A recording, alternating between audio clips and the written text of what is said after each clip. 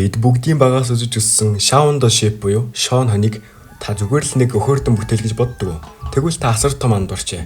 Ямар ч үг яриагүй зүгээр л амтны аваа гаргадаг энэ контент яаж дэлхийн 170 гаруй орныг байлдан дагуулж тэрбум долларын цэвэр ашиг олсон. Хамгийн галзуу нь юу гэж энэ үгэлтэй киног бүтээсэн студ анх ердөө 15 фунт буюу Монгол мөнгөөр ердөө 60 мянган төгрөгтэй жижигхэн өрөөнөөс ямар ч хөрөнгө оруулалтгүй эхэлж байсан түүхтэй. Тэдэнд тулгарч байсан аимшигт цорилт 30 жилийн нөсөр хөдөлмөрийн ганцхан цагийн дотор үнс нуран болгосон тэр аимшигт галт төмрийн бодит түүхийг бас бусад сонирхолтой баримтуудыг өнөөдрийн бичлэгээр ярих болно. За ингээд бичлэг эхлэхээс өмнө лайк болон subscribe очоод дараад үзээрэй. Энэ түүх нь Shaun хоньноос хамаагүй өмнө бүр 1972 оноос эхэлдэг гэвэл та энд идэх үү? Дэлхийн хамгийн алдартай хонь үнэндээ 4 минутын харагддаг туслах төр байсан гэвэл та идэх үү? 1972 онд Их Британд Питер Лорд, Дэвид Спрокстон гэх 19 настай хоёр багийн найз эцэг эхийн галтгооны ширээн дээр хуучин камераар шавар хөлдгөж анхныхаа студийг байгуулжээ. Энэ бол алдарт Artman студийн үүсэл байв. 1995 он бол анхны дүр. Сүүлд тэдэн дээр суут найруулагч Ник Парк нэгдэж нэгэн хүүхэлтэй киноны турхай хоньны туслах төр нэмсэн Shaun байлаа. Кинон дээр түүний үсийг андуураад хусдаг болохоор англиар Shaun буюу үсээ хусуулсан гэдэг үгнээс санаавч Shaun гэж нэрлэжээ. Тэр ердөө 4 минутанд гардаг туслах төр байсан ч үзэгчид түүнд ухаангүй хайртай болсон юм. Гэвч 2005 онд маш том уналт нүүрэлсэн.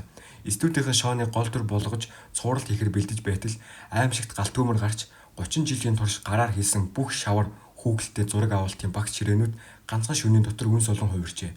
Гэвч тэд бууж өгөөгүй бөгөөд 2007 онд тэд Shaun хоньны цувралыг дэлхийд даяар цацжээ. Кинонд ямар ч харилцан яриа байдаггүй зөвхөн хөдөлгөөнөөр илэрхийлдэг учраас хэлний бэрхшээлгүй дэлхийн 170 гаруй орныг байлдан дагуулж чадсан дэлхийн суперхот болсон юм. За дараагийн баримт нь Artman студийн хамгийн анхны дэлхийн хэмжээний супер хит дүрүүд болох зохион бүтээгч Wallace болон түүний ухаалаг нохой Gromit нарыг суут найруулагч Ник Марк анх санаачилж байжээ. Найруулагч Ник Марк анх зохиолынхаа санааг гаргахдаа нохой Gromit-ийг хүнтэй адилхан ярьдаг дүр байхаар төлөвлөж хоолойн бэлсгийг нь хүртэл хийлгэж байжээ. Гэвч stop motion зураг авалт эхэлж шавраар хийсэн нохойн дүрсийг хөдөлгөж үзэхэд аниматорууд түүний хөмсөг нүдийг үл ялэг миллиметрээр хөдлөхөд л ямар ч үгнээс илүү сэтгэл хөдлөл инэдмийн мэдрэмж илэрхийлэгдэж байв. Үүнийг харсан найруулагч нохойн бүх харилцан яриаг устгаж түүнийг дэлхийн хамгийн алдартай дуугар нохой болгосон түүхтэй. Харин түүний эзэн болох Wallace-ийн дүрийг анх сагалтай маш дуу цойтой хүнээр төсөөлж байсан ч шавраар амны хөдөлгөөний хийх явцад ам нь хитрхи том инээдтэй болж хувирсан тул сахлыг нь усаж бясалган дуртай өхөөрдөмлөр болгожээ. Хожим нь Shaun the Sheep цувралын гол дүр болох тэр харааны шилтэй нэргүй фермерийн дүрийг бүтээхдээ яг энэ анхны эзэн болох Wallace-ийн шавар нүрний суур бүтцийг 100% ашиглаж дээр нь үс болон шил нэмж фермерийг бүтээсэн түүхтэй.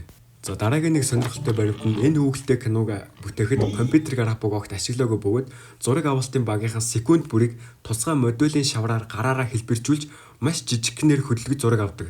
Stop motion технологиор ажилладаг. Аниматорууд хүчтэй гэрлийн дор өдөрт 12 цаг сууж шаврын дөрүүдийг миллиметрээр хөдлөхдөө зөвхөн нүдээ цавчих үедээ л хуруугаа хөдлөж зураг авдаг байна. Учир нь хуруугаа хөдлөхдөө өөрөө ч мэдлгүй шавар дүрийг ганцхан миллиметр илүү хөдлөгчвөл тухайн өдрийн 12 цагийн хөдөлмөр шууд нурдаг. Нэг аниматор өдөрт 12 цаг тасралтгүй сууж ажиллахад ердөө 2 секундын дүрсэл бэлэн болдог.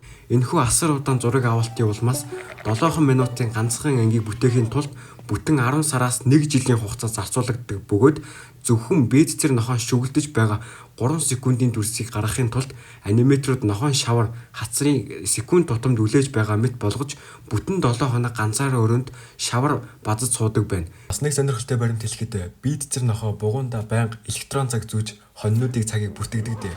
Тэгвэл тэр цаг хүүхэлтэй киноны нийт 150 гаруй ангийн турш үргэлж 9 цаг буюу өглөөний 9 цагийг заад зогссон байдаг.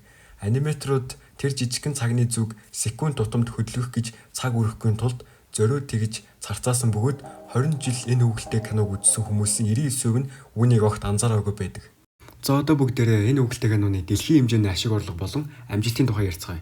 Shaun хоньыг бүтээгч Artman студ нь хамгийн олон шавраар оруулсан бүрийн хэмжээний кино хийсэн гэдгээрээ Guinness-ийн дээд амжилтыг эзэмшдэг бөгөөд Shaun хоньыг анхны бүрийн хэмжээний кино 2015 онд 1-р анги, 2019 онд 2-р анги нь хоёулаа дэлхийн кино урлагийн оргил болох Оскарын шилдэг анимашн төрөлд нэр дэвшиж түүхэн амжилт тогтоосон.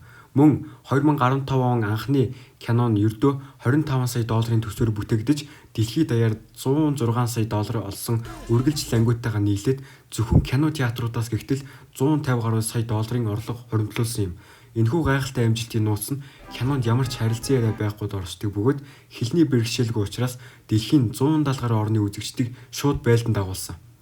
Дараагийнх нь болохоор дэлхийд дээр албан ёсны эрхтэйгээр худалдаалагддаг Shaun the Sheep брендийн хувцас, тоглоом, мерч, дизайн гэж жижиглэнгийн борлуулалт жилд 140 гаруй сая доллар буюу хэдэн зуун тэрбум төгрөгөөр хэмжигддэг. Түүний нэр хүнд аль хэдийн дэлгэснээс хальсан бөгөөд тухайлбал Их Британд жуулчдад зориулсан өнгийн аврах том Shaun хонины хөшөөнүүдээс бүрдсэн тусгай маршрут байдаг. Бүр Японд хүүхэлдэйн киноныхын фермийг яг бодитоор нь байгуулж дөрүүдийнх нь хөшөөг бодит хэмжээгээр нь босгосон тусгай тосгон хүртэл байдаг. Мөн тэд ухаалаг утасны зах зээлэгч мөн орхиогүй Shaun хониныг ашиглаж хийсэн албан ёсны гар усны тоглоомод болон дүр ашиглах гэрхийн гэрээнээс тэд зөвхөн дижитал зах зээлээс жилд 3-5 сая долларын цэвэр ашиг тогтвортой олдог. Энэхүү галзуу амжилт үгээр зогсохгүй. Тус франчайзын 3 дугаар анги болох Shaun the Sheep The Best of Monty Python бүрийн хэмжээний анимашн 2026 оны 9 сарын 18-нд кино театруудаар албан ёсоор нээлттэй ихээр болсон байна. Энэ ангид Shaun хулууны осол гаргаж Монсихэм хотод нууцлаг мангасуудыг суллаж буй цоошин түүхийг өгүүлэх юм а. Гэхдээ хамгийн галзуу баримт нь юу гэж Shaun сансарт хүртэл нийж үзсэн гэвэл та итгэх үү? Мэдээж амьд хонь биш. Түүний хүүхэлдэйн кинонд ашигладаг 16 см өндөртэй шавар тоглоомыг 2022 онд NASA өөрсдөө Artemis хөлгөөрөө сар руу хөргсөн юм. Европын сансрын агентлаг түүнд бүр тусгай сансрын өмсгөл хүртэл хийж өгөөд сарыг тойруулан 2.3 сая км газар аялуулчаад авчирсан кино урлагийн түүхэн дэх хамгийн том маркетинг байсан юм. Одоо бүгдээр харанхуй баримтууд гарцгаая. Shaun үүсэл үнэхээр харанхуй. Тэр анх 1995 оны Wales Gromit Cyclo Show кинонд гардаг. Тэр ангид хонь уулгаалж мал нядалгааны газар руу зардаг. Preston нэртэй хорон санаад робот нохой Shaun-ыг бариад машиндаа ачаад мал нядалгааны газар руу авч явж идэг. Тэнд түүнийг хамаг ноосыг нь хуурай болтол нь хусдаг. Авраг машин руу шахацдаг бөгөөд Shaun бүх үсээ хусуулж ягаан арьстай туранхай хонь болоод амд дэмсэн зогтдог. Хэрв түүнд нөгөө Wales Gromit 2 туслаагүй бол өнөөдөр Shaun аль хэдийн хэн нэгний хоол болоод дуусчихсан байх байсан. Дараагийн нэг сонирхолтой баримт нь та Shaun-ыг яагаад бусад хонинуудаас хэд дахин ухаалаг хүний хувцас өмсөж төлөвлөгөө зохиодог гэж бодож байна. Фэнүүдийн дунд байдаг маш сонирхолтой нэг онол байдаг. Shaun-ыг маш урт хугацааны өмнө хайр гарагийг хулгайлж тархинд нь генетикийн туршилт хийсэн гэдэг. Энэ бол зүгээр ч нэг зохиомжтой биш. Киноны 2 дугаар анги дээр Лула нэртэй хайр гарагийн охин сансрын хөлгөөрөө Shaun-ы фермийн хажууд унцдаг. Лула ферм дээр ирээд фермер эсвэл нохоотой биш зөвхөн Shaun-тай шууд хилээ олзож яг л хуучны танилуучиг дотн байдаг. Магадгүй Shaun-ы ухаантай болсон нууц үнэхээр сансар окторготой холбоотой байж болох юм. Эцэст нь найруулагч Ричард Старзак яагаад энэ хүүхэлтэй киног ямар ч яриагүй ихэр шийдсэн нууцыг дэлгий. Анх студийн дөрүүдийг англиар яриулах уу эсвэл үгүй юу гэж маш их маргалцсан байдаг. Гэвч тэд шавраар хийсэн дөрүүдийг яриулахын тулд амны хөдөлгөөн болон үгний тарамжийг секунд тутам тааруулах нь асар их хугацаа хөдөлмөр орно гэдгийг ойлгосон. Хэрв тэд дөрүүдийг яриулсан бол нэг анги хийхэд бол бүтэн 1 жил түүнээс ч илүү хугацаа зарцуулахар байв. Тийм учраас тэд зардлаа хэмнэж ажлаа хөнгөвчлөхийн тулд бүх яриаг хасаж зөвхөн дуу байв үлдээсэн юм. Гэтэл энэхүү залхуу тактик нь үнэндээ тэднийг дэлхийн 170 гаруй оронд ямар ч орчуулгагүйгээр шууд тэрбум доллар олгох гол түлхүүр болж өгсөн нь үнэхээр гайхалтай. За дараагийн нэг баримт болохоор ферм дээр хинч ойрт зөрхөлтгүй хамгийн аимшигтай нэг дүр байдгийг та анзаарсан уу? Тэр бол Monty Python фермийн аврах том улаан бох.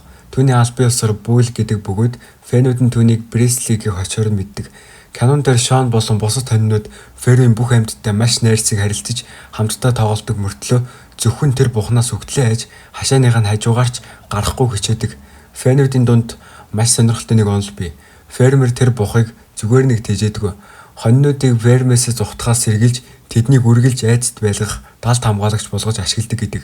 Зарим анги дээр Shaun түүний хашаараа санамсаргүй урж амьд эмсэн зогтдог хэсгүүд гардаг бөгөөд энэ бох үнэндээ ферм дээрх амьтдын дунд байдаг хамгийн том харанхуй айдас нь юм. За өнөөдрийн бичлэгээр бид Shaun the Sheep хүүхэлдэйн киноны амжилт, ашиг орлого, бас сонирхолтой баримтуудыг бүгдийг ярилцлаа.